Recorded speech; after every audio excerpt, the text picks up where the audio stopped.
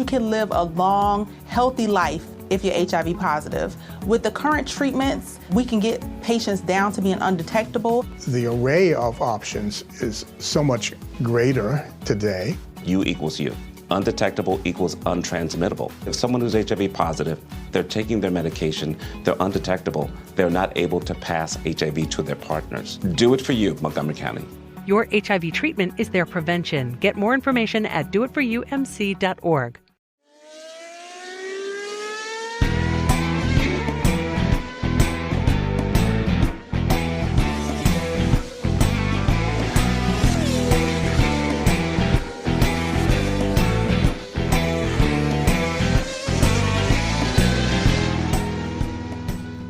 Hey there, folks, and welcome to probably the most special episode of the Inside Line F1 podcast ever.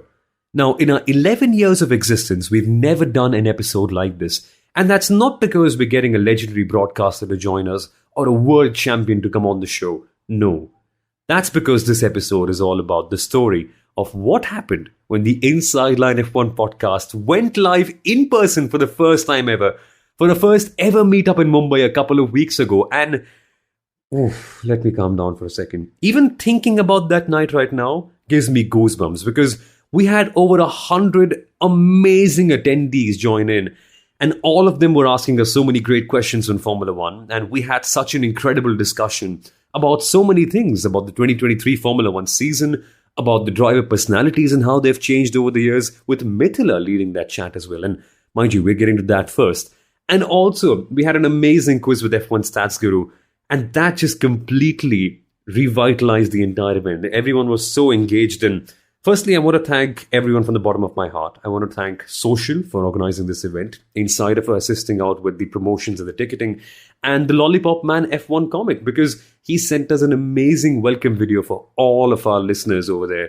And everyone loved it so much. So thank you for everyone. And thank you to all the attendees. If you're listening right now, genuinely, you made it happen. So thank you for joining us. And now that we have tasted blood, we want more. Our listeners want more. And we just want to do more of this so often. So rest assured, we will scale up and we are coming to your city sooner rather than later. So stay tuned and follow us on all of our social media handles because we can't wait to meet you in person in your city. So stay tuned for all of that. But let's begin with the first segment, what we started off with.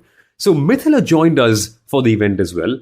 And it's amazing, right? Because we often don't get to listen to Mithila a lot on the podcast these days. But when she comes on, it's just that little bit extra special. And it was made even more special because we were talking about our favorite thing to discuss, driver personalities and how they've evolved over the years, just like the Formula One cars. So we've spoken a lot about the likes of Charles Leclerc and Max Verstappen, and this little driver called Kimi Räikkönen, who apparently won the 2007 World Championship. Yeah, he's Mithila's favorite. I've heard about him a couple of times. So listen in as Mithila and I have a word about driver personalities and how they've changed so much over the years. Very interesting that, you also have say Charles Leclerc, and you'll see in the next slide his banana peel. Of course. The famous banana peel. It's the peak of Formula One drivers, I'd say. Yeah. Can you believe it? Yeah, it's amazing though, because it humanizes them to a great degree, I feel. Sorry? It humanizes them to a great degree, I feel. It's incredible.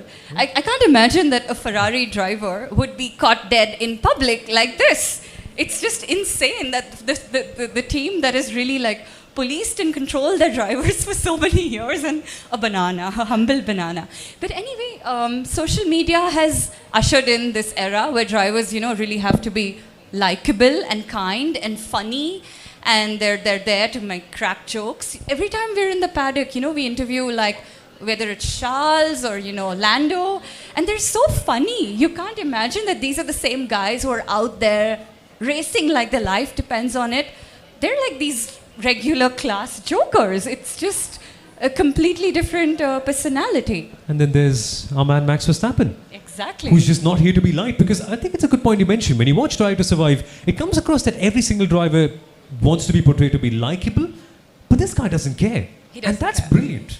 He doesn't care, and yet the fans love him. Exactly. For what he is and how he is, and I think that's what sets him apart in this era of drivers where everyone wants to be funny and entertaining and likable, and they are so. And then there's Max, and he's going about doing... How many Max fans here, actually, guys? Yeah, see? Yep. And he's just going out there doing his thing. Well, they have their reasons, actually. To be I'm Max sure fans. they do. I should have asked how many Lewis fans out here. I missed that. Somebody trying to raise their hand, but their friend's not allowing it. Well, the hands will still rise? No? Yeah. Okay, yeah, I think that one fell flat. So it's interesting to see that a complete change. And then you have Mr. Fernando Alonso. And, in an era, it's like he's such a contra personality to every era he's raced in. And, we talk about how drivers today, Somil, this is something we were discussing. Drivers are so focused on good PR. They're literally taught by the teams what to say and how to say, whether good or bad.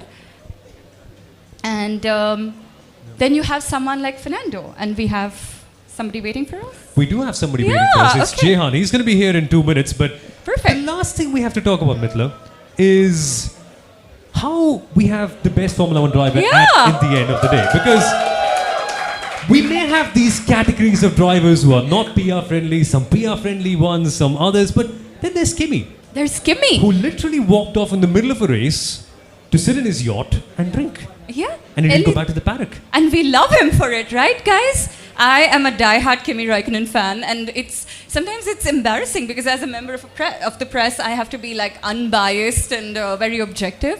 But then there's Kimi. I mean, what can you say? All his classic quotes and just his most deadpan expressions.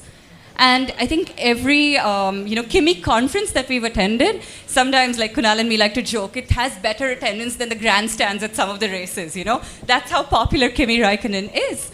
And timelessly so. He has been on social media, has not been on social media. He doesn't really need to do much, right? So when you look at driver personalities and just how they've evolved, you also find a driver like Kimi, who seems to have done everything wrong on paper. And still, he's the most popular one out there, right? Yep, gotta love him for that. And the best part about Kimi is, folks, that he will drink his heart out. So I hope that you guys do the same as well today. We're all here just to enjoy Formula 1. Let's just be like Kimi. Let's just enjoy Formula 1. And if we don't like drinking alcohol, at least, what's the other alternative have we got? I mean, there's lots of folks on social around here to tell us more about it. But like the Middle Eastern races. Exactly. No, but thank you so much, Mithila, for coming on to shed more light about it. Thank you for chatting with me.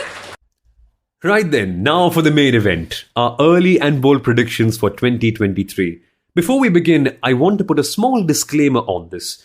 This segment was recorded in mid-January, and of course, right now it is, at the time of publishing at least, the start of February. So some things have changed, especially about the Chinese Grand Prix, which Kunal talks about early on. So take that bit with a little pinch of salt. But in this segment, we're talking about all of our early and bold predictions for the 2023 F1 season.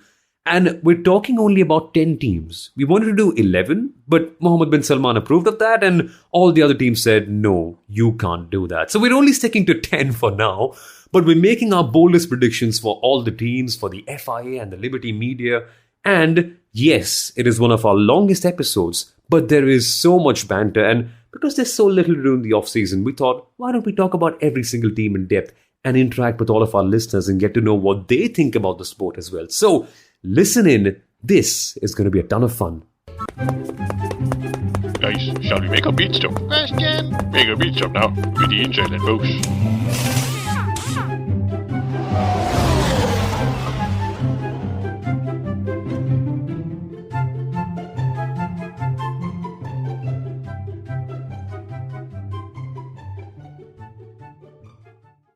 yeah, just warm it up a little bit. Formation lap.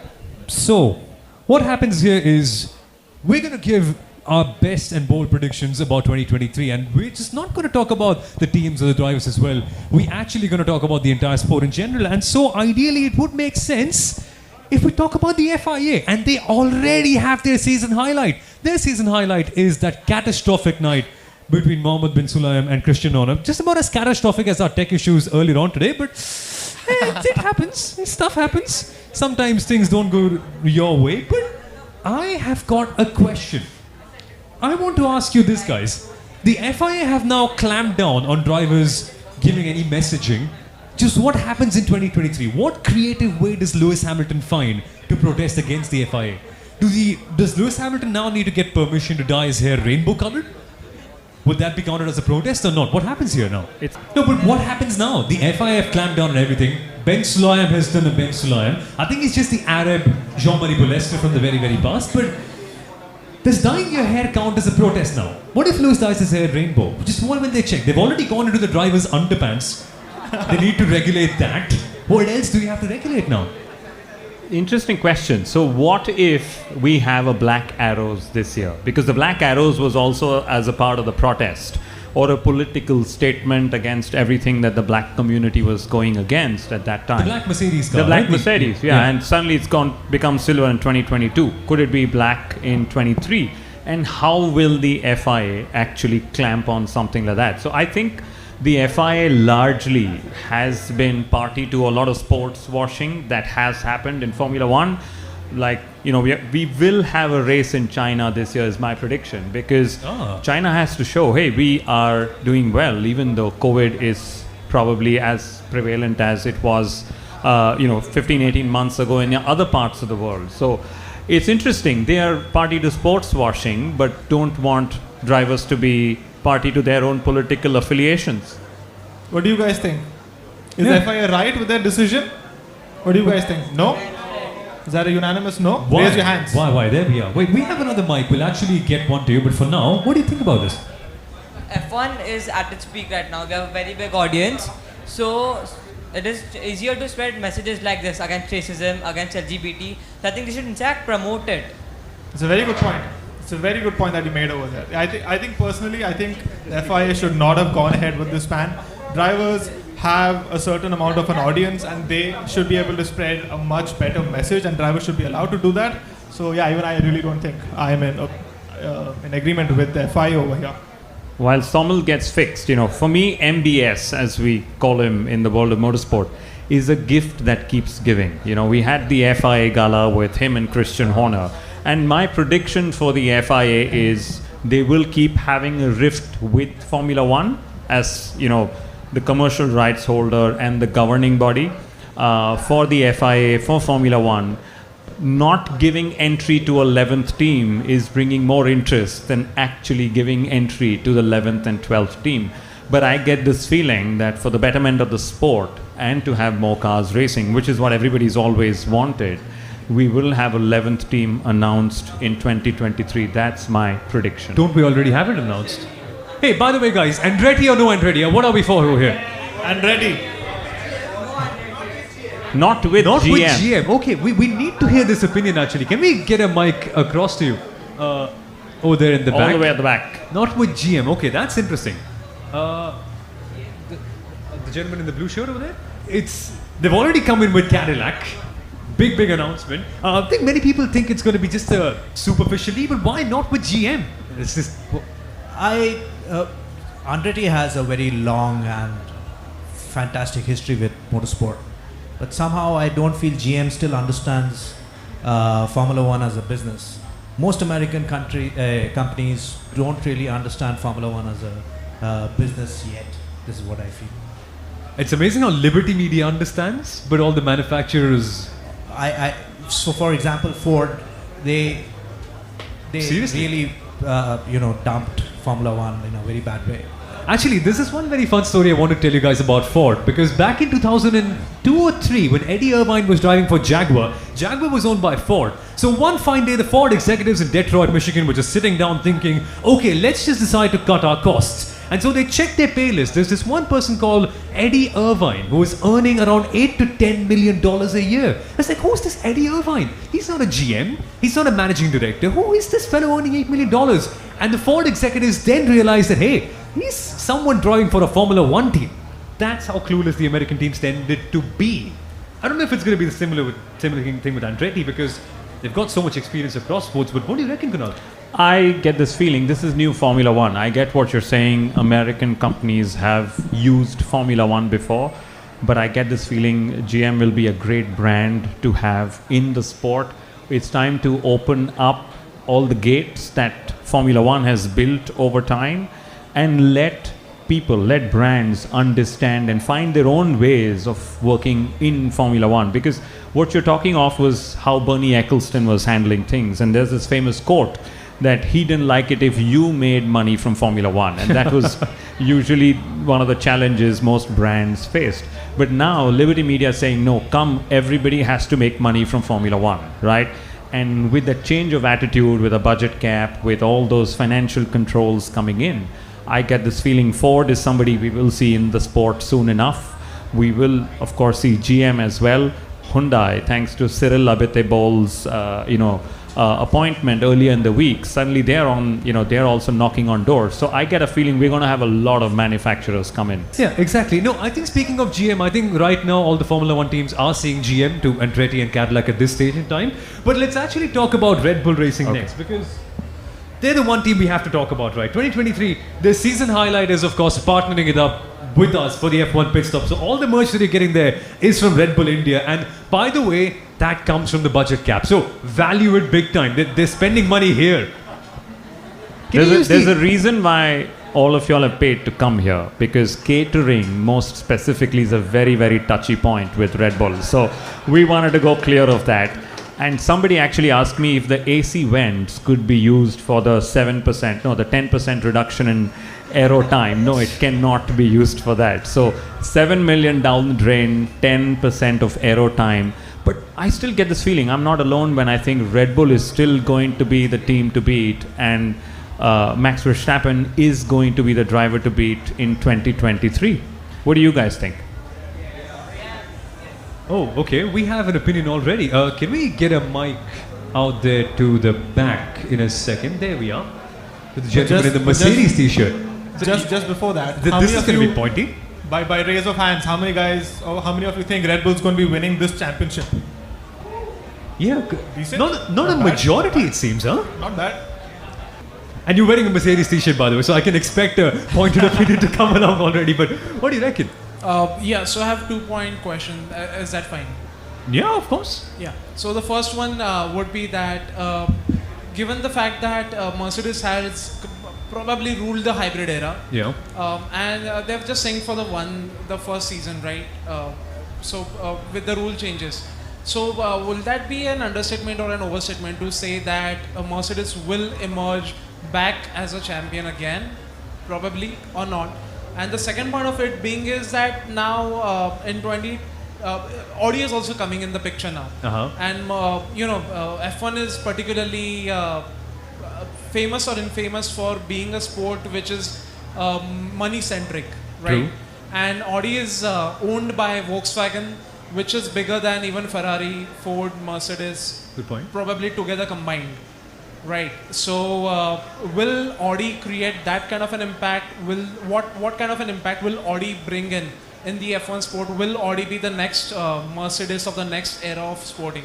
Actually, we should get to that next, because we've got Alfa Romeo Audi coming up right after Red Bull Racing. So with this whole thing, I think we can answer it better over there. Yeah, so both the questions here. Absolutely. So what do we stick to Red Bull now, or do we come back to that later? Because this is a great one that we should answer when we talk about Audi, which is, funnily enough, coming up exactly next. So we can stick to Red Bull. I think let's stick to Red Bull, because there are 10 teams yet. We were going to add the 11th, but MBS called and said he doesn't have an approval from Stefano just yet. So we can go with Red Bull. I have a Red Bull question. Oh, go for it. Yeah.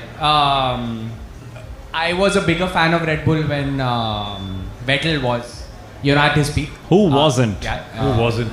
Hey, you shouldn't be. You were in Force India at that time. Think from the mind, think from the heart. Not a Verstappen fan, and I'm not a minority from the response we got earlier on that. So I'm very much at peace with that. I have a question regarding Sergio Perez. Oh. I just wanted to know what's your opinion on him potentially being the next Valtteri Bottas for Red Bull, or someone who is going to challenge Max Verstappen in a way we still cannot fathom. Wait, Perez being the next Valtteri Bottas, does that doesn't involve him showing his derriere, right? No. It's purely on the track, nothing outside the track. What do we think about it, Sundaram? Because it could be, because that's my bold prediction for 2023, by the way. I think Sergio Perez is going to have his worst season with Red Bull. The car's just not suiting him anymore. It's just going away and away. I think he just falls back into that role. That's my take. But what do you have about it, Sundaram? No, I have a very interesting point about this because Sergio Perez, he heard what Verstappen did. He knows what Verstappen did in Brazil. So I think Perez has really done his part. I mean, when he was brought into the team, there were certain roles that were assigned to him, and I think he's already won the team 2 drivers' championships, 1 constructors' championship. And looking at his age, he might be in that space right now that I want to be one of the guys who is fighting for the championship. So I wouldn't really be surprised if he denies a couple of team orders, just like Valtteri did a couple of times. I wouldn't really be surprised, but I think he will be a little bit more selfish this year. But will they survive though? Will Verstappen and Perez as a pairing survive? I actually have a very different view than the two gentlemen on my left and right. I think we need to give Checo Perez a bit of praise because he's gone up against.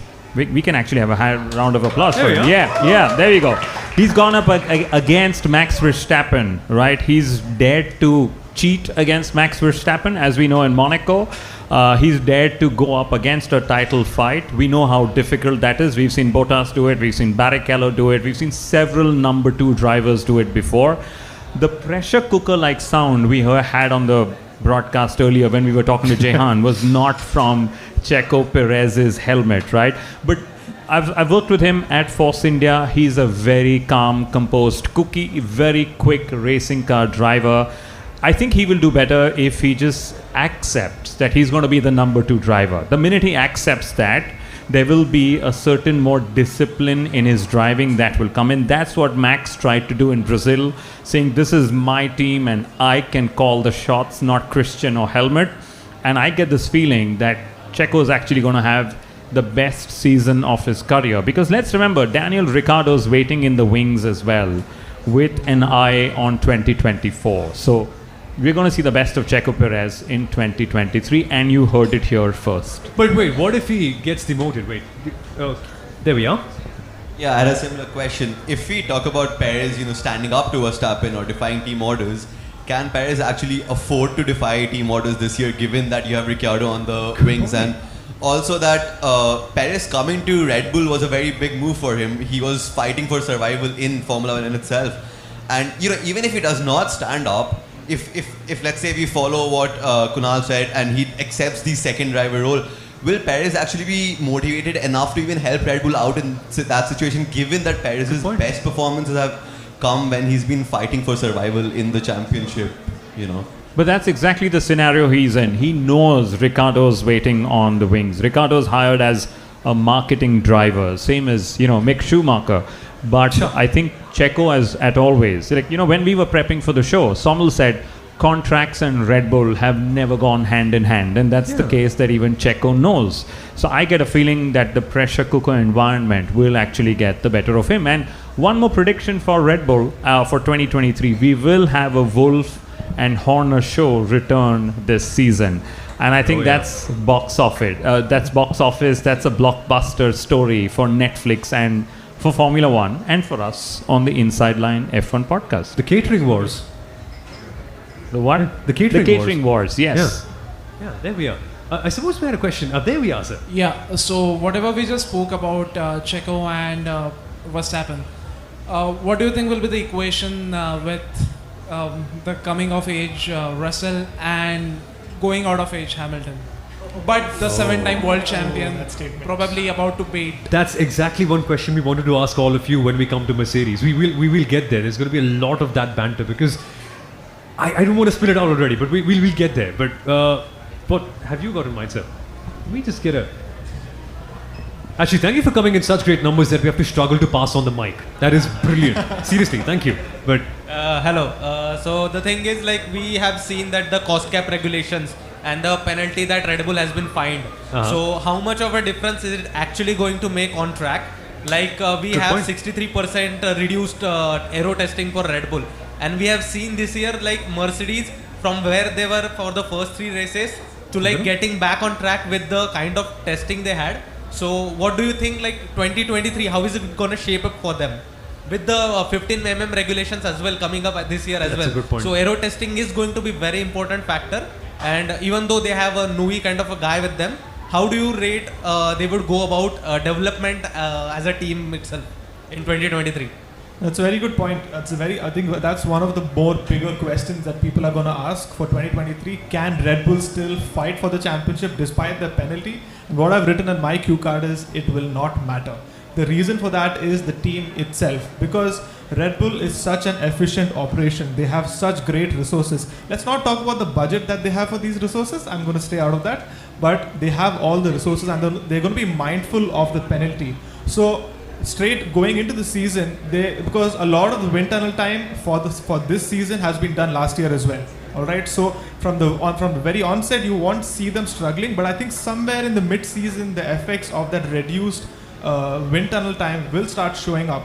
But Red Bull would know that if they're very efficient with putting the right parts, the right components into the wind tunnel, you have Adrian Newey and you have all the best resources there. And I would really not be surprised if Red Bull goes on to win this championship.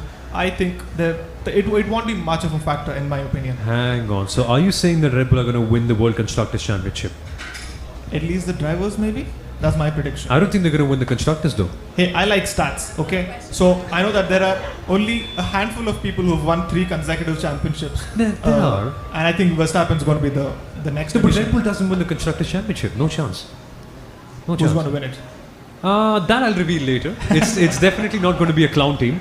But I think we have a last question we can take about Red Bull because we've got other teams as well. So we have 9 more teams plus Liberty Media to talk I about. don't have a question, more like a discussion point Sure. on the reduced the wind tunnel testing. If you were to compare Red Bull and the Mercedes, so Red Bull's foundation, like the very foundation on which the car is built, they got it right in 2022. Correct. While Mercedes is still struggling with their car concept. So if we were to talk about how much of an impact it would make on a team, it wouldn't be as much an impact on Red Bull as much as it would be on, say, Mercedes, who's still sort of developing the concept at that stage. So it was just a point that I wanted to add. yeah, it could well be because Mercedes now have that question, which we will get to. It just plays into the whole discussion. But let's answer that when we get to Mercedes because it'll be more fun. But what have you got, my friend? Good t-shirt, by the way. I like Thanks. that. It's a Max Verstappen P11. Good job. So many teams have had a dream team of kind of management. Ferrari had Jean Todt, Michael Schumacher, Rubens Barrichello, Rory Byrne, Ross Brawn. Yeah. Mercedes have had their dream team. Do you think the dream team is in place at Red Bull right now? It's hard to argue, isn't it, Kunal? It'll be a dream team if we have Fernando Alonso and Max Verstappen. Yes, we know the Until then, bias. it's not a dream team.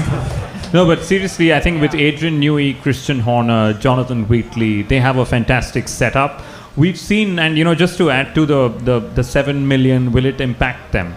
I think Red Bull had such an advantage in 2022 that they were just winning races without really needing to win them, without trying to win them.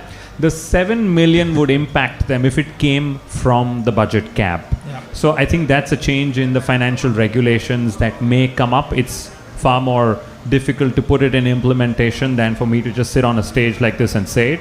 But I think Red Bull will definitely be great. And we spoke of Mercedes, which we will come to when we actually end up speaking of Mercedes. I think we should, in the interest of time and in the interest of airtime for all the other teams, probably just go to the next team, Somal. And that's Alfa Romeo. And the season highlight is losing Frederic Vasseur. Sure, Joe had his crash, but this is the main thing that we talk about. But first thing I really want to know is, how many of you are actual Alfa Romeo fans? Wow. 2 people. The Frederic Vasseur looking gentleman has raised his hand. So 2 people. Hence proven. Okay, I'm going to switch the question. How many of you are Sauber fans? Because y'all know the difference. Little more, little few. Okay, little more hands. Yes. Yeah, we've got a couple, but I think we could almost forget about them, almost like they forgot to hire a team principal at the end of the day as well. It's just, sometimes they lose their way in the middle, and I think that's a really interesting question that we have to I ask. have applied for that vacant team principal's role. I'm just waiting to hear back from them. Good point. But hey, guys, are we all really just Sauber fans, or are we just waiting for Audi? Quite literally. Like, waiting for Audi? How many of you are actually waiting for Audi? Which is... Wow. See, that's more like it. Then people we are waiting for Audi. Wow. Yeah, more fans in 2026, I suppose. I think Mick Schumacher is also waiting for Audi. So 2026 is way far into the future. That's actually one thing I would really want Audi to do, because if they go ahead with an all German lineup, they would have done what Mercedes failed to do. Mercedes, someone agrees. So Mercedes, being a German manufacturer, German engine supplier, they wanted another German partnering Nico Rosberg after Michael Schumacher left the team. Sorry, yeah, you're right. They did it. My bad. They did do that, but I hope that they go ahead and in 2026 they have a Sebastian Vettel and a Mick Schumacher teaming for 2026. But let's actually answer his question over there as well. Yes. What sort of an impact can Audi have when they come in? Because, mind you, other manufacturers have tried this before. When BMW Sauber were there, they had their wind tunnel all the way in Germany, when their office was sort of in Switzerland as well. So, what sort of impact can that investment bring, especially in a budget cap world, importantly? So, one of the lesser known secrets in Formula One, or maybe it's publicly known now, that Sauber has one of the best wind tunnel facilities in Formula One, and that's one of the reasons why BMW had partnered. That's also one of the reasons why Audi had partnered as well. We are still going to be an aero concept driven racing series. Andreas Seidel, former Volkswagen man as well, with a lot of racing heritage, is taken over as CEO. So at this moment, I'm like all of y'all here waiting for Audi, not really bothered about Alfa Romeo leaving, not had that emotional bond with Alfa Romeo. I'm very happy that the very cool red S logo of Sauber will be back at the end of the season. And my prediction is that Valtteri Bottas is going to have one more rear end moment in 2023. I don't know which part of the world. He is going to have one. I think it's going to be on Drive to Survive anyway. But what I'm really interested to see is what happens with Audi. How do they influence the team over the course of the next few years? But on 2023 as well, they just have a very stable lineup. That's the best part about them. But reliability is an issue, isn't it, Sundaram? They didn't finish in 12 out of the 22 races last year, did they? Yeah, they didn't finish in 12, and I think they had the most retirements of any team last year. But I'm actually a little confused, and I think the future of Alfa Romeo this year looks a little murky. I'm not really sure how they're going to perform, but they have two very solid drivers in Valtteri Bottas and that's more like it. Zhou Guanyu. I'm actually wondering if Zhou is actually going to have a Chinese Grand Prix home race at all. Yeah. But it'll be very nice to have that. But otherwise, it's a very solid team. As long as they can figure out their reliability issues, I think they're going to be there somewhere, maybe 6th or 7th. Yeah. I also think that 2024 Matteo Binotto is going to join Audi. Oh, come on. So that's another prediction that I'm making. Oh, come Let's on. remember, he is still one of the best engineers in the paddock. And like I said, I've been saying from the start, this is an engineering heavy sport. And I don't think Matteo's going to go without a job for too long. He's, of course, growing trees in his garden right now, but he'll soon be making cars for Sauber Audi, I get a feeling. The Germans working with Binotto, this just feels like a bit of a dream team. But folks, before we move on to the next team, have you got any questions, any bold predictions for Alfa Romeo? Sir, I think you had one, right? No? There we go. I had a question. When you say it's an engineering heavy sport, so Matteo Binotto should do well. In the past almost a decade, the two successful team principals have been Toto Wolff and Christian Horner, who almost have no engineering background to say as such. They have just been good managers who have hired the right people. Whereas Matteo Binotto, even with certain right people, hasn't been able to do what other people could have done. And that's been the trend through the grid as well. There's been other people with racing backgrounds who have failed, but then we have two people with racing failure backgrounds rather. Both of them did not get anywhere with their racing. One comes as an investment banker, joins F1, and they're the most successful team principals. So do you think the engineering aspect does not feature into the management as much, and rather Binotto would rather suit somewhere as a head engineer or something in a team, helping them get that edge in the tech aspect? I get a feeling Binotto will not be getting team principal offers. I think the head of engineering offers is what he'll get, personal view. Not so educated maybe, but it's just something that I feel, because let's remember, Ferrari built a really quick car for 2022, and if you see the deficit they overcome between the two era changes, it was really good. And talking of engineering or management backgrounds, right? Thank you. I can see you all still. Okay. That's lights out. Yeah. Good one. Talking of engineering backgrounds, if you see even Williams' appointment, James Vowell comes from an engineering background. So very clearly, the 10 teams also have different ways of how they want to run their management. For me, since I don't have an engineering background, I always say, bring on the business managers. Let us hire all the right people. Do you not?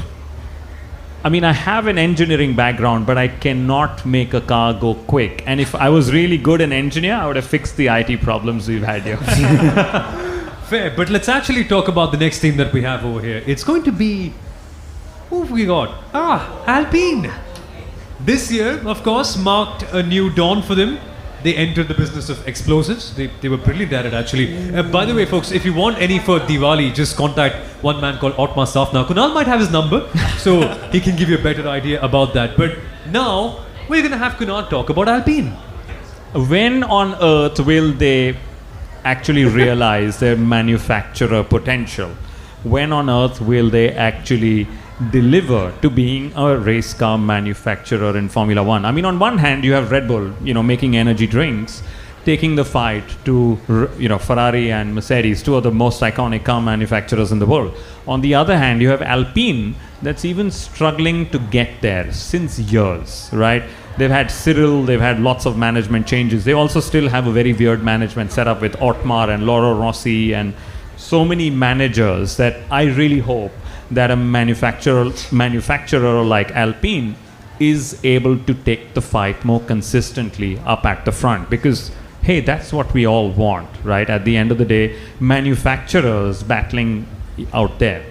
There's a very interesting point which Ron Dennis also made back in 2015 when they signed the partnership with Honda. A lot of people were questioning why McLaren Honda. And back then he mentioned that at this time and in this age, if you want to win the championship, you have to be a works team.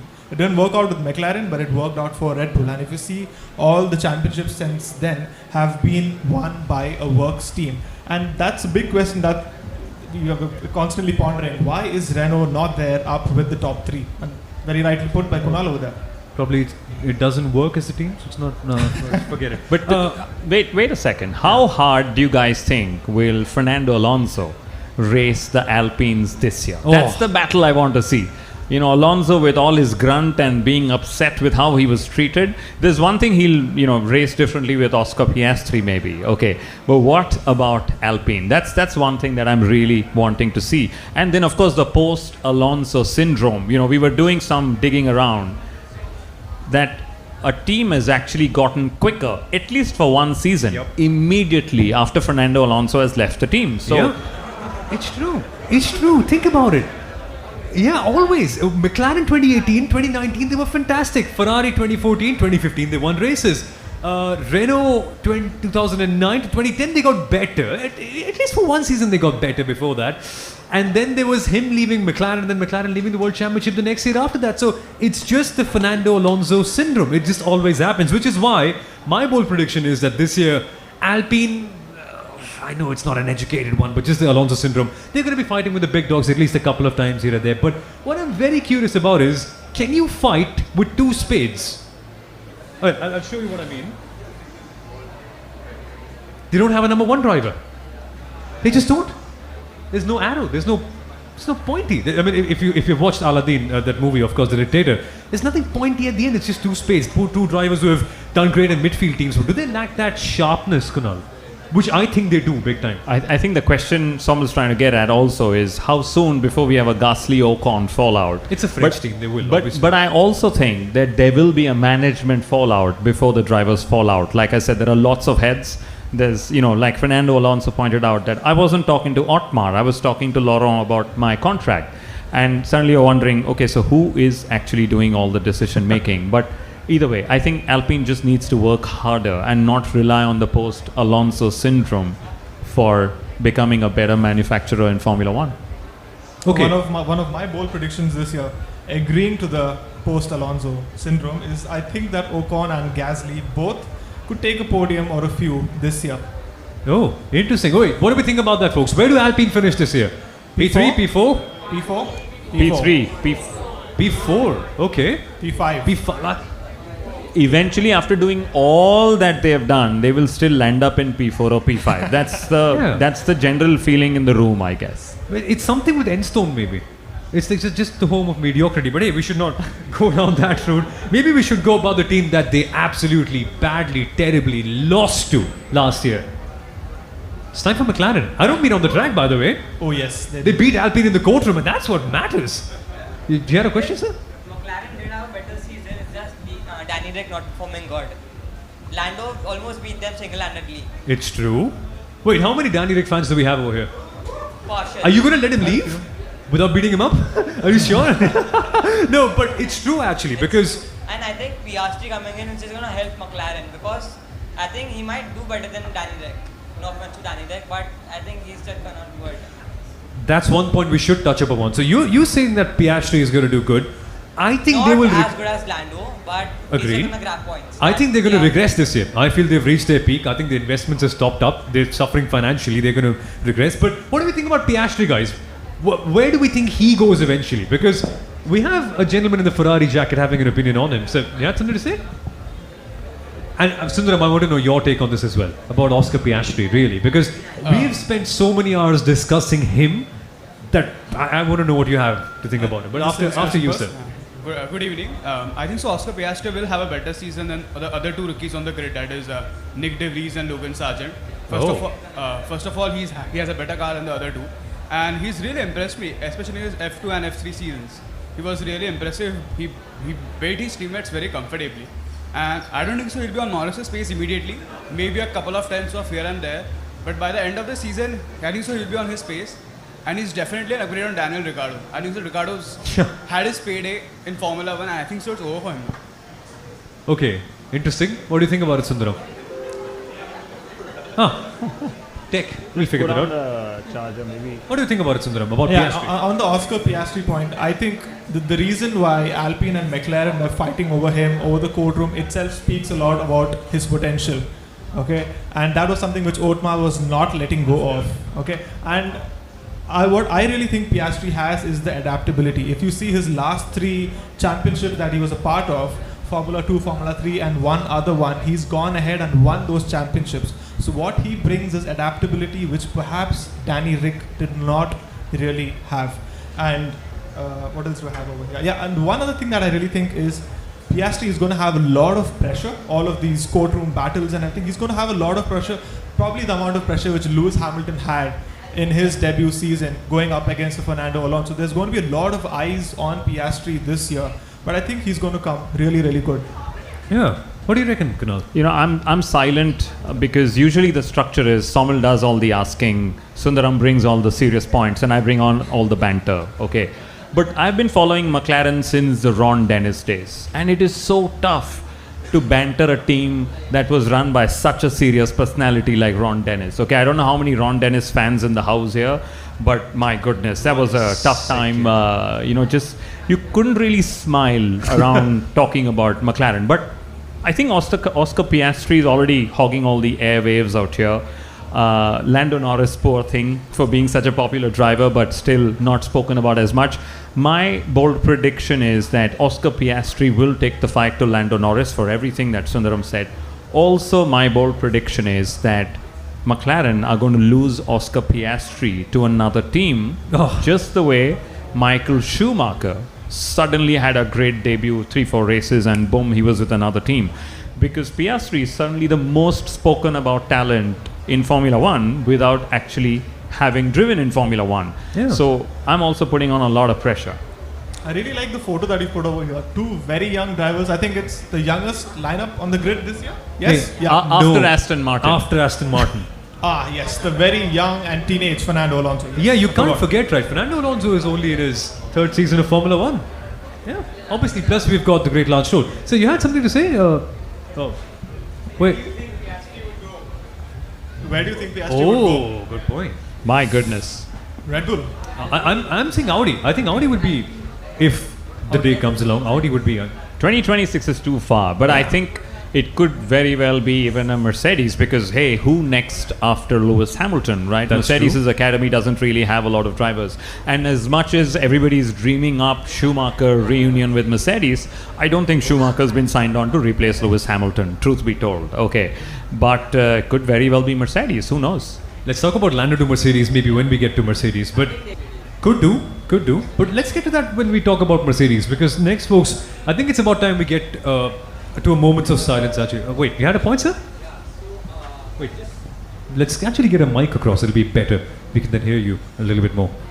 So Lando has said that he has had offers from Red Bull, which he declined to focus on his McLaren career and pursue his dream at McLaren.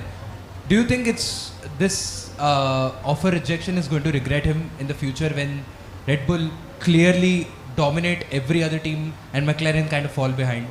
He's in the same boat as his former teammate Daniel Ricciardo, after all. But it's like Fernando Alonso, the number of times he's said no to Red Bull as well. So, you know, when Red Bull wins so easily, I'm sure every driver who's said no to them regrets it, right? But at the end of the day, it is a Max Verstappen team, and what Lando Norris is hoping to build is McLaren all around him, which he has managed to do so. So longevity for him would be building his own team at McLaren, and that's probably one of the reasons I feel we'll see him stick around at McLaren for a lot more time. Could be wrong, but yeah. I want to see him proven wrong. Does Lando want to take the risk of going against Verstappen, who's in his prime? In a team that Verstappen has basically have around him in a way, The team is around him. If he wants, could be interesting. I think that's what proves your mettle as a racing driver. Do you take up those challenges? It's going to be interesting. Let's wait and see what happens with Lando Norris. But sir, you had a question. Actually, we need to know your name now. You've asked so many questions. It'll be awkward if we don't know your name at the end of it. So, Prakhar. You're Prakhar. Hey, great job, man. Just one thing. So when we talk about Oscar Piastri coming and having a great season, a lot of talk about Danny Rick not having a great time with McLaren was that McLaren could not suit the car to his liking, the way he likes to drive. Given that Piastri himself is at a stage where he's still trying to understand what he would want in a Formula 1 car, do we think, given that McLaren wasn't able to help an established driver, McLaren will be able to help Piastri find a style to drive in, or will there be confusion on both ends? I think sometimes when you're established, you have a lot of experience in your past that you can't shed that easily. That unlearning process becomes a bit harder. So for every young driver I've spoken to, they're very convenient in terms of changing cars and like, yeah, we'll figure it out. But for the older drivers, you have prejudices about the way the car should behave. And maybe, I could be wrong here, I want to be proven wrong. That's a very good point. Yeah, maybe that could be the reason why Ricciardo couldn't quite get it done. So Carlos Sainz is a great example, which is what baffles me. If we call Danny Rick an A-class player, how is Carlos Sainz able to go from McLaren to Renault to Toro Rosso to Ferrari and just still be good? It took some gravel exploring to get it over there, but yeah, hey, by the way, this is the first time we've spoken about Carlos Sainz. It's great. People do talk about Carlos Sainz, by the way, so it's incredible. We don't forget him all the time. But I think it's about time we go to our next team. And folks, I'll need a bit of cooperation here with you. I think it's time for a moment of silence. No, genuinely, folks, we need to respect all the lost pieces of carbon fiber and Armco that have lost their lives at the hands of Nicholas Latifi. Can we please have a moment of silence for them? That got lost. Oh, good one. I don't think the Max fans will let you have a moment of silence for that one. But it only gets better now. It only gets better with Williams. But does it? The big question that we've really got, guys, is the vision of the Littleton Capital. And Kunal, I want to start with you on this one, because I have a genuine take that Williams are just not going anywhere. They've got new owners, yes, but what do you do when you're in a, let's say, in a ditch? What did McLaren do in 2018? They restructured the team around one experienced driver and a youngster, a really promising youngster called Lando Norris, someone who's marketable, has personality, and is one of the best in the junior categories. Williams have their Alex Albon. Williams have their Carlos Sainz, basically, from McLaren, if we want to patch up that reference. But Logan Sargent, 4th in F2. They could have gotten Felipe Drugovich. I don't think this is...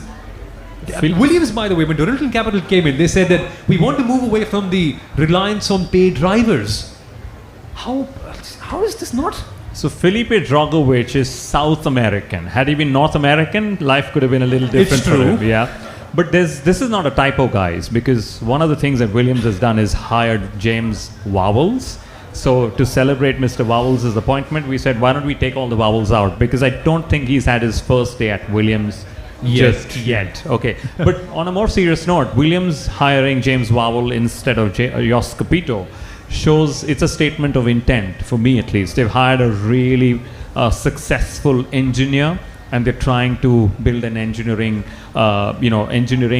division around him that can bring them back to some bit of the legacy that they represent. Talking about Dorilton Capital, paid drivers, I've had this interesting chat with Peter Windsor several years ago. He said Formula One has always had paid drivers. And there are two types of paid drivers. One is a driver, for example, Pastor Maldonado. I'm just giving an example. He'll come with you and he'll come with bucket loads of money and say, give me a drive. That's the number one kind of paid driver. Those are the kind of paid drivers we, as fans in general, don't like, right? Because they just come in and take somebody's seat with all the money. The second kind of paid drivers are the kind of paid drivers that Fernando Alonso has been, Michael Schumacher has been, where they say, or Niki Lauda for that example, they say, we're really popular in the country we come from. Can we work together to go and get sponsors for the team? And that sort of paid drivers have always been around in Formula One. And I think Logan Sargent is that sort of a driver. He's not come with bucket loads of money. Hopefully he will get Dorilton Capital bucket loads of money. But I do not think that Logan Sargent is America's answer to an American Formula One driver. I think what America really wants is a driver bred through an American racing series, or simply put, the Indy, the IndyCar series, to join Formula One. Several names going around. Colton Herta was one of the names you just mentioned. That's the kind of driver that American fans wants to go and cheer up, saying, here's a driver that's come up through the American motorsport ranks and made it to Formula One. And I don't think Logan is necessarily a driver for the fans. He's going to be the driver for the sponsors. And I get this feeling David Croft and several others, including Samuel Arora, who for me is Junior David Croft, is soon going to call him Sergeant Logan for obvious reasons. Obviously. Why can you not? It's the most American name in the world. But generally, I think my bold prediction for this year is that Logan Sargent is going to be 21st in the World Championship. It is meant to be. You've got so many great American drivers across the shore in IndyCar. Why Logan Sargent? And I think I've kind of cracked it. Logan Sargent is just a diversity hire for Formula One, basically, except the group of diversity that Formula One wants to target is Americans. And it's just the world going reverse, in a way. I mean, they've got so many great American fans, but Logan Sargent is not the answer to them. Maybe someone like a Pato O'Ward, who I know is not American, but you kind of do get an idea. Colton Herta, Alex Palau is Spanish, but he's raced enough over there. Someone to bring the market along. I don't think Logan Sargent is the answer. So, bold predictions, guys. Do we think Williams is actually going to finish anywhere barring P10? Thoughts? No? Unanimous decision. Sundaram, your thoughts? No, I don't think so. They're going to finish last, for sure. Who have we got next? Aston Martin. Any Aston Martin fans here? For real? Yeah, that's exactly. Oh, What? sorry. What was the question? Yeah. Oh, wait a minute. We need to get you a mic, my friend. You are a Lawrence Stroll fan, not a Lance Stroll fan. Did I hear it correctly? I see he's got an envelope full of money there, so that's probably where he's. No. Good, money's good. The reason I like Lawrence is because he came in, saved Force India. And another thing is that in Drive to Survive, I remember once he got so angry that people were saying that Racing Point is cheated, and I remember his speech, and I also remember his entry with that cool music that was happening. He's like a Bond villain. Yeah. He's like a villain, maybe. Bond villain, maybe. Yeah. But interesting, Aston Martin is no longer going to be Force India from this season because they physically have moved their address, right? And it's no longer what we call as Dadford Road. That was the road where Aston Martin or Force India, we had a factory here. It's now called. Samuel, what was the name you came up for the road again? That Can Afford Road. It's true. I think Saumel's got his payment for today. Where's that coming from? Aston Martin? No, I think Aston Martin are one of the most exciting teams. They've got such a young driver lineup. Fernando Alonso is great as always. And Lance Stroll, one of the most exciting rookies in Formula One, right? He's taken pole position, already beaten so many drivers. It's okay. Let's get serious. What? I know you have. How much money do you have there? It's enough. It's enough. It's enough. No, but in all seriousness, guys, I think Lance Stroll genuinely is the future of Formula One. He is basically someone who will get rid of all of Ferrari's problems and their inferiorities. Because look at it. Look at the drivers Lance Stroll has retired. He's retired every single Formula One driver with Ferrari who hasn't won a world championship since 2010 or since maybe the late 2000s. Felipe Massa, retired by Lance Stroll. Sebastian Vettel, retired by Lance Stroll. And Fernando Alonso is next on the list. And then maybe one day he'll retire Charles Leclerc as well. And the 3 fastest drivers at Force India, Racing Point, Aston Martin, have actually left the team. We had Esteban Ocon, we had Checo Perez, now we had Sebastian Vettel. Aston Martin will now enter year 3 of their 5-year plan of being champions. So let's really see how that happens. But I'm really excited about Fernando Alonso finally racing a Mercedes engine for the first time since 2007. And I promise you, he's not going to have the guts to call out at a GP2 engine again. Okay, He's going to respect it. It's a championship-winning engine. And I think at the end of the day, I'm not wrong if I say that everybody just cares about where Fernando Alonso is going to finish rather than where Aston Martin are necessarily going to finish. No, that's actually my bold prediction for this time. I think we're going to see the nicest version of Fernando Alonso during his time at Aston Martin, because this is his retirement plan. And he is literally not going to utter one negative word about the engine, the team, or even his friendly teammate, Lance Stroll. I disagree, actually. I think, for me, Fernando Alonso is going to fall out by Monza. There is no chance he can keep goody 2 shoes inside him. By Monza, he'll be falling out with Lawrence Stroll, and you can mark my words on that. Okay. But where do we think they finished this year, guys? Because they're just regressing. That's bold. P5, P7. Nobody thinks they can challenge for podiums ever. Because guys, remember, if you're a Lawrence Stroll fan, right? Lawrence Stroll said that we have a 5-year plan to get Aston Martin, sorry, not Force India, competing all the way at the very, very top. It's year 3 and they're not there yet. Yeah, but any bold predictions from your end, Kunal? I think Fernando Alonso will be on the podium this season. That's my bold prediction for 2023. You mentioned Fernando Alonso not saying bad things about Aston Martin. That's also true because he's now eyeing a management role. Like, this is retirement planning that's happening. And the future, 5 years from now, we'll have Hamilton in Mercedes' management, Fernando Alonso at Aston Martin, and maybe Sebastian Vettel managing Red Bull Racing at some point, battling it out as well. He'll be at Ferrari. Vettel. Okay, that's an interesting prediction right there. I was going to say that Vettel always dreamed of winning a championship with Ferrari. That's why he made the switch. What if he came back as a team principal and won the championship some other way, like as a constructor? What if? We can only wonder at this stage. He's just actually thinking about butterflies. That's what Aston Martin does to you. They suck the hope out of you. Well, Fernando Alonso's next in that line. Hopefully he doesn't reconsider his life priorities. But we've got Mercedes next, at last. And now we can really talk about them, about how they've built up such a successful unit. But by the way, I really think that George Russell is just like the Salman Khan of Formula One, really. He always blames the other driver? Sorry? He always blames the other driver? Hit and run? Yes, hit and run. Yes. Six-pack abs? Yes. Skinny clothes? Tight clothes? Yes. It's uncanny. Shirtless as well? It's uncanny. No, but someone who'd really like to flex their muscles, exactly. No, but what do we think about them? Sundaram, any bold predictions for Mercedes on your end? What happens now? Because, by the way, we had a great question about the concept of the car. Red Bull have an established concept. Mercedes, zero power or not. Where do we go from here? Yeah, I think so. It's really not out there already, but I think that they will continue with this. With the, what is it called? Zero side pod concept, because they've spent a lot of time last year building and experimenting on that.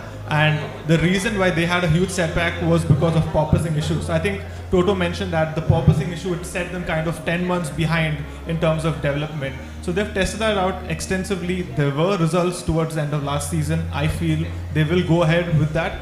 And one thing, I will be really surprised this year if we do not have a 3-way championship between Ferrari, Mercedes and Red Bull. That has to happen this year. 2022 was an off year for Mercedes, but 2023, this is one of the best teams out there. They've won 8 championships in a row. They know how to do these things. So 2023, Mercedes is definitely back. I think Lewis Hamilton is going to win a race, and he's going to be the first one to win a race after his 300th Grand Prix. But I think George Russell is going to win more races than Hamilton. That's my bold prediction. Wait, how many of you are on his side? Wait, do you add something to say? None of them. Sure, go for it. We can maybe get a mic across to you and get your take on that because it's interesting. So I'm a Lewis fan, and from the bottom of my heart, I'll say he'll follow his dear friend Nico Rosberg, win his 8 World Drivers' Championship and retire after. That'll be great to do. That'll be a great way of doing it. He's already making noises of that. And I think for Formula One, Max versus Lewis is more box office than Max versus Charles. So they're going to try and make sure that some of that Max and in versus the end, Lewis wins, and all the life comes a full circle. He retires, and we move on Could to the be, next and the record-breaking 8th title is won. But I'm very eager to know, like one of the main things is, will they continue with the zero-pod concept? Because it's a very engineering heavy challenge. I know I've used the word engineering all evening, but that's the truth of the sport. Every other team trying to go down that road actually went back. McLaren, case in point. So Mercedes seems hell-bent on making it work, and to make it work, they just need to make their flow work better. Well, they won in Brazil, what a 1-2, so let's see. Yeah, but you have to remember, a lot of other teams were not really pushing. And Brazil, they won because they had a sprint race, which Red Bull Racing did not read correctly in terms of car setup. So it was a win on merit for that day. But if Red Bull don't make the same mistake again, could they end up still winning or not? That's the main thing. So I get a feeling they will continue with the zero-pod concept. But one big concern for me personally is the amount of people that have left Mercedes. The management is new. The engineers doing things are new. James Vowell is gone. James Allison is doing new things. So lots of people have enjoyed all the success, probably gotten bored of the success, taking on new challenges. And we saw that with the Todd, Braun, Schumacher, Byrne, and other eras that we've seen before. So how will that impact Mercedes? That's what we'll get to see. And like I said at the start of the hour, Horner versus Wolff is also something we will see, and it's even better if it's after an on-track battle that they have across the season. Sure. Just one wind up to this Sure. will be, I'm sort of happy Vals has left because our strategy will improve probably now. We overshadow the fact that Mercedes have had the poorest strategy. We blame Ferrari a lot, but Mercedes have a lot of bad strategies. Hamilton suffered a lot of But it he's last been year. with the team for a good 10-12 years, and a lot of strategic calls that they've taken in all those championship winning years, James Vowles was there. Yeah. But he sort of went on a wane. That's my view of it. Let's see. Exactly, yeah. Our friend in the Mercedes shirt. So at last, we're here with Mercedes.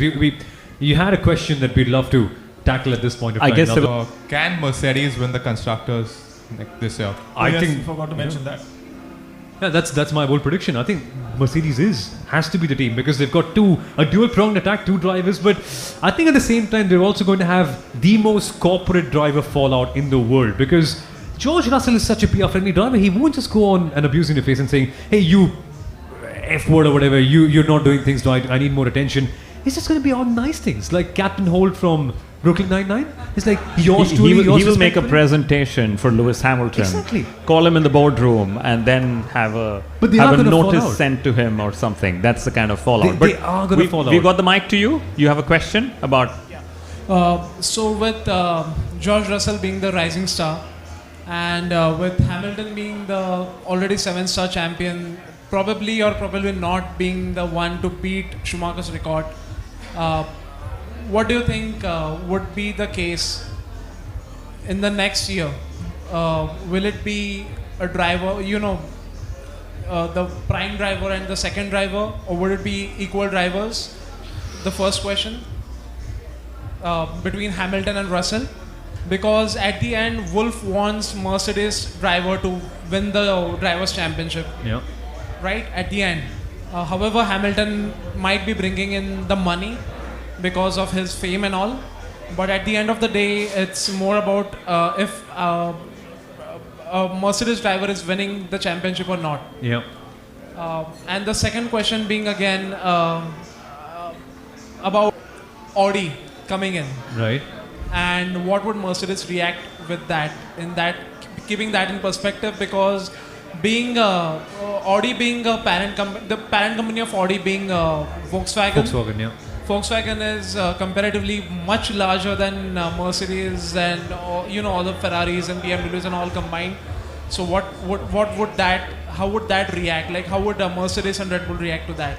I don't think they'd really have to react, right? Because the budget cap. I think they will just want to go ahead and beat them. And if it was about how big the car companies are, we have Alpine, which is larger, at least given that it's a mass car company. But the parent company size barely makes a difference, I would say. It's of course all the wherewithal and the equipment and the knowledge they bring to the table. But I think everybody is going to be very happy to be beating Audi and keep beating them on track. And talking about Mercedes, I think the one thing we should give to them, your first question, was even through their dominating eras, they let both drivers race. So if there was one team that would dominate, I would say let it be Mercedes. And we trust them to let their drivers race as well, right? And that to me is very critical, rather than Red Bull trying to make this whole farce of letting Max and Checo race. But I would say Red Bull will let their drivers race. So I think in each team, including Red Bull, like in Red Bull, for example, Max Verstappen is definitely the more dominant teammate as compared to Checo. In Mercedes, we have Russell and Hamilton. Now, Hamilton's a 7-time champion. If it boils down to the point that Mercedes once again is dominant and Mercedes are on for the driver's title and both of them are in position to win the title, would they favor Hamilton to win the Record 8 title, or would they give George an equal opportunity? It's like picking between your children. You can't really do that. It's so... but I doubt it's such a hypothetical circumstance that I think it's really going to happen. Genuinely, it's going to be fantastic to see how that plays out, because it's the best thing we can ask for, really, isn't it? Yeah, on the James Vowles thingy, not only was he their strategist, he also played in for Toto Wolff last year whenever Toto Wolff was out of races, including the Brazilian Grand Prix. James Vowles was the one calling the shots. Given that James Vowles now moved on, we do not just need a chief strategist. They also need someone who can fill in when Toto Wolff misses, especially when Toto Wolff says he's going to miss even more races going forward. So, do you guys have any names on your mind as to who could take up that role from your knowledge? And secondly, on the point of the zero pod, yes, it could be a very big success given Merck's belief in it. But let's say Merck did not have a very good couple of first races. Do you think there will be a point where Merck's interest in the zero pod will start waning in mid-season? It's tough to say because, after all, they're trying to make a concept work, which no other team has made work. And there is only so much patience they will have within themselves, within their driver lineup, which is itching to win. So they will evaluate, and I'm pretty sure they've evaluated all the concepts already, and they know whether or not it's going to work and to what success. And they know why the zero pod did not work as well. So that's the second answer. The first one is, your guess is as good as mine at the moment.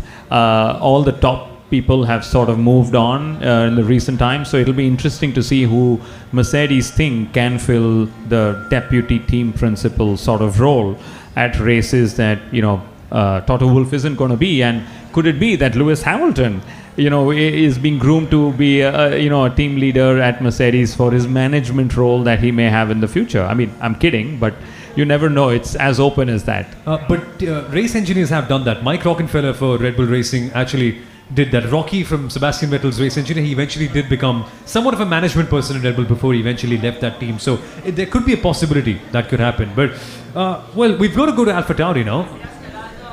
Sorry?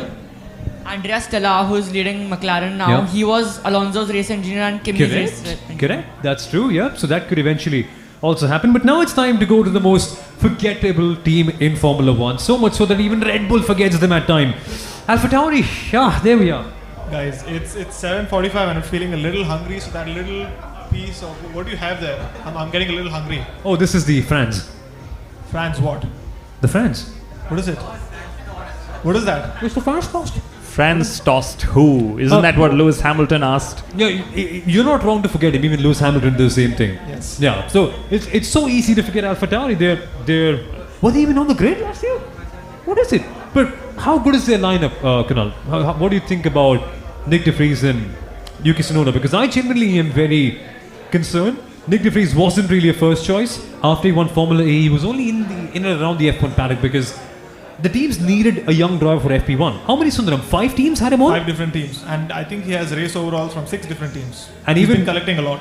Exactly. And even in Monza, the circumstances favoured him. You had so many cars really DNFing, a car package that suited the circuit like Monza eventually. I would say that Nick De Vries would have been a talent lost to Formula One had he not sort of had that comeback and joined, I would say.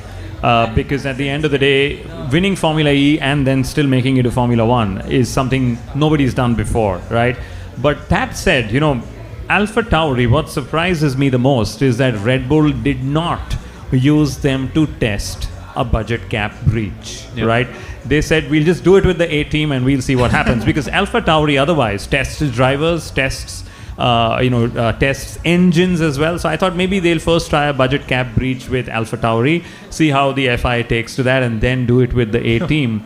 But it's so difficult to put a team like Alpha Tauri and talk about it, because Red Bull sometimes or most times are not serious about Alpha Tauri either. And I'll be honest, my favorite person in Alpha Tauri is Franz Tost, right?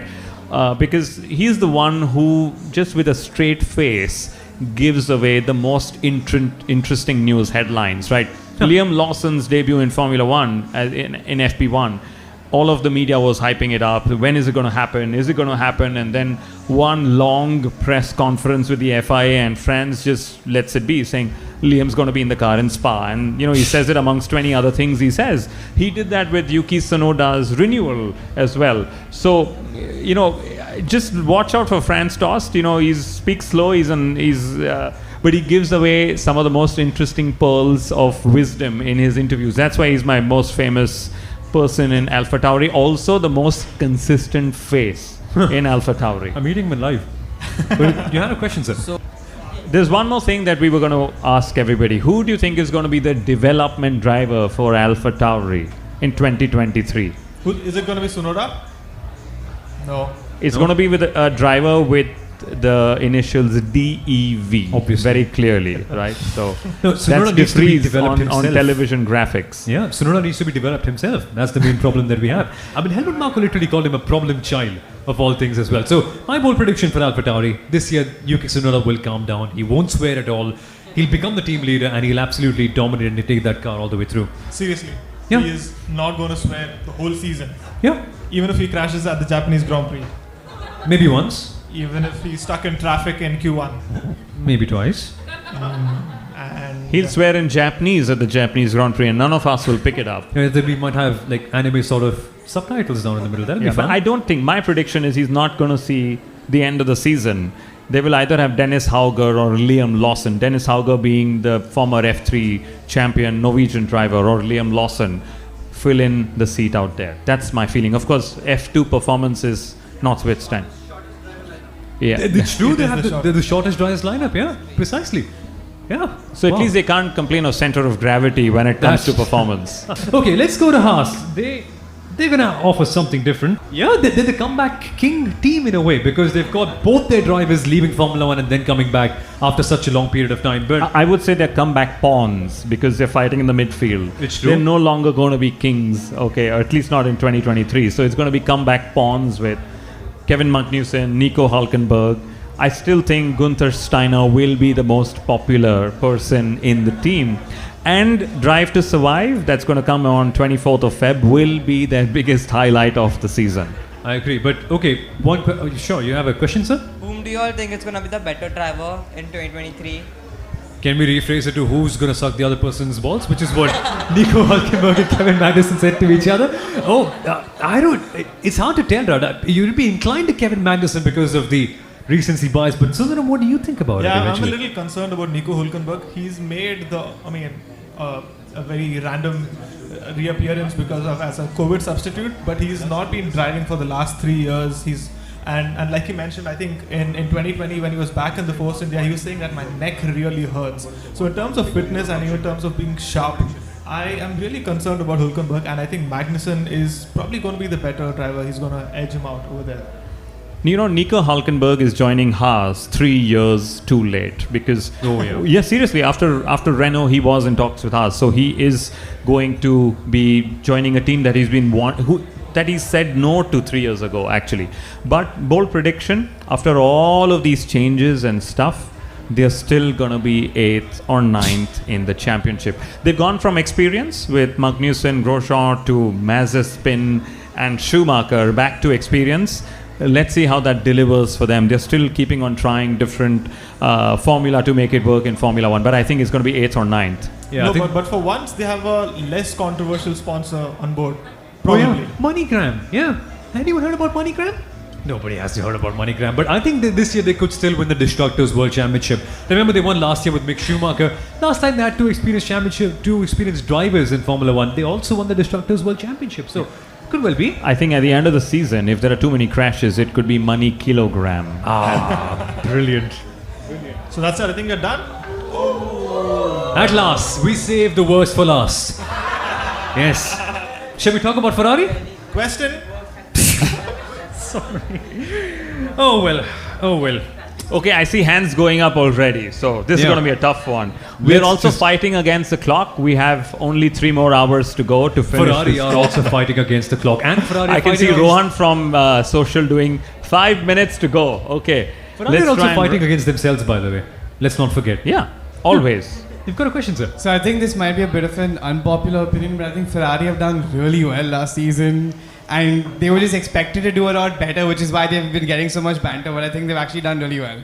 I agree. And I'm surprised that they're not going and hiring Hannah Schmitz. Because if they really end up, tightening their strategy team, which is pretty much we all want, they will end up at least being more consistent in pits and in every time Ferrari pits, everyone's questioning, saying, "Are ye sahi time pe kiya ki?" Especially if it's a little out of place. And each time they throw a dummy, they make sure they say it in their press conferences. Yeah, we threw a dummy and they fell for it. So they have to do that. Like the one time they get it right, well, like, we did it. We can do something. No, but how many of you guys agree that Ferrari actually did a good job last year? I don't think the people in the Ferrari jackets, so I don't think you will agree with it, will you? No, but that's a bit of a minority. But for this year, I think it's going to be the death of the Ferrari clowns because you've got Frederic Vasseur coming in. But I want to know your take on this. What do you reckon happens eventually with someone like Frederic Vasseur? Do you think the fool house? What's the exact term for it? Say it. The shithousery ends?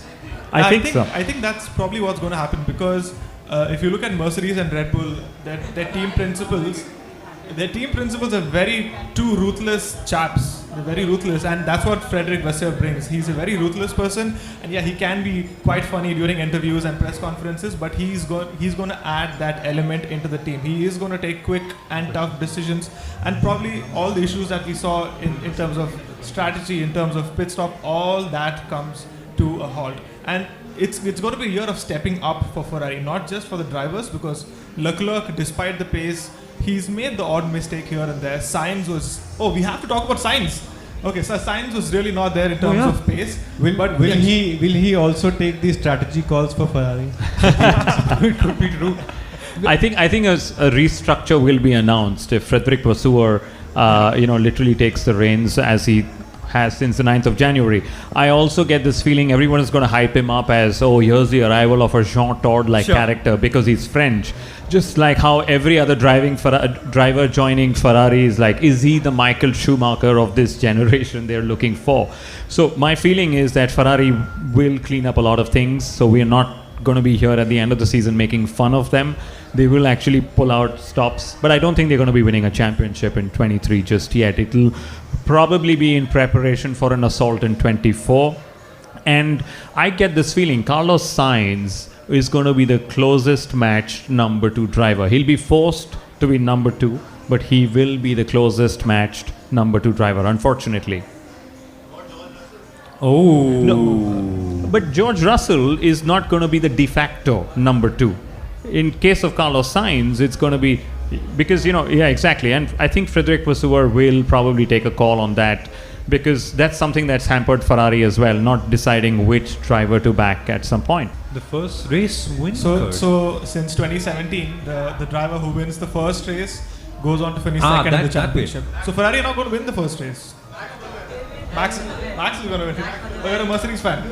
Oh yes, he's a Lewis Hamilton. But it always happens, right? 2017, no, not 18, but yeah. No, it's happened 2017 onwards. Yeah. No, but every time Ferrari ends up winning the first race, we just know it's going to tank. It's just not... Yeah, but I'm actually curious about this, Kunal. How much of an impact does the team principal have on the clumsiness? The pit guns being left outside, the dummy calls, the hard compound tires. Just how much of an impact can a team principal have immediately on that? I would say it's about bringing in the right people with the right experience and then having this feedback mechanism of not making the same mistake again. And that's where all the managerial abilities come in. And Frederick Vasseur, sort of ran a very successful junior series teams, did very well with Renault and with Sauber, where they are today, is also his inputs. Yeah. So I get this feeling they're bringing in somebody with great managerial experience. Unfortunately, they've lost their best engineer. But I get a feeling Vasseur will make Ferrari strengthen their tools in 2023 itself. We just have... Okay, one question. Since we are talking about the future of the sport, I just want to talk about not just 2023 but the future of F1 in general and the role Ferrari has to play in it. So over the past few years, the sport has been becoming money-centric. There have been a lot of the exclusivity of the sport has been drastically reduced. There have been the barriers to enter the sport have been drastically reduced. Of course, that's a good thing if you bring in more audience, but also at this point of time, we need to preserve the heritage and the original DNA of what the sport stands for. And what role do you think? First of all, what the future of F1 lies for the next 10 years, and what role do you think Ferrari, which I guess arguably is the most popular car brand and the most popular or one with the most heritage in F1, has a role to play in it? I think the future is extremely bright, and I say this after having worked in the Bernie era. I wish I was working in Formula One in the Liberty area, because then even careers of people in Formula One are far more stable, to put it simply that, right? I think the future is extremely bright with all the manufacturers wanting to come in 24 or 25 odd races. And I know as a fan, I want a race every weekend. But as somebody who still works in Formula One, last 3 or 4 races, I'm just, like this, saying, how do I end up finishing the season, right? So my feeling is it's going to be a very, very popular series. They've lowered the entry barrier. They're making all the right noises. Drive to Survive will keep happening. Our podcast will keep going. My big concern is about Formula One in India. And, 2023 doesn't really have a broadcaster signed up yet. So there's a good chance you guys are all going to use VPN and look at, all the streams outside. But truth be told, there will be an announcement soon enough, is what I'm being told, for the Indian market. Not that I know enough, but I think there will be, a new broadcaster or not, we will see. But I don't think Formula One will put focus on the Indian market. We will continue to be ignored. Unfortunately, because of a lot of baggage that the sport carries from 2013 and all the Indian Grand Prix that have happened. Super. So I suppose, folks, we have run out of time, but the questions should not stop. We're still going to be here, open to interact with everyone. So I think that should be fun. But got to commemorate with a little... we had a Tim Cook waving a checkered flag thing at the end, but we've missed that because... tech. So, hey, thank you so much for joining us, folks. This was absolutely fantastic. Thank you for giving us your time, and we hope you've really enjoyed this, but the questions will not and should not end as well. We'll be here. Let's just chat Formula One, guys. Let's just play all the music and let's just chat Formula One. So, this should be amazing. And as always, don't forget to subscribe to the Inside Line F1 podcast. I know, thoda karna padta hai. Yeah, thoda, but theek hai. But whenever you're home, don't forget to do that. But thanks for joining in, folks. Hope you had a good time and enjoy the evening. Thanks, guys. Thank you. Thank you.